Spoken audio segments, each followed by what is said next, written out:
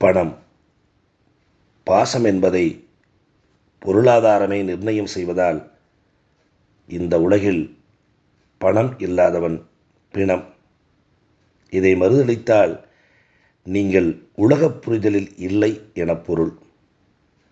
இந்த யுகமே பொருளாதாரத்தால் நிலைப்படுத்தப்பட்ட ஒரு தார்மீக புள்ளியின் இயக்கம் என்பதால் இங்கு யாதுமே பணத்தால் நிர்ணயம் செய்யப்படுகிறது.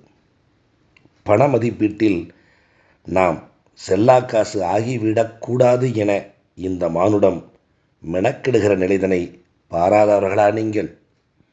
இந்த நவீன சமூகம் எதை நோக்கி என்கிற நிலை அறியாதவர்களா நீங்கள்?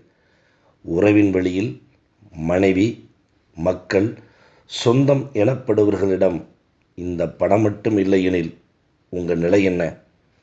சிந்திக்கையில் பாசம் வெறும் வேஷமென புரியும். இல்லாதவனுக்கே தெரியும் இம்சையின் வழி. ஆக பொருள் இல்லாதவனுக்கு புவி இல்லை. ஆனால் இந்த பூமி இருக்கிறது உயிரோடு புதைபட. நன்றி.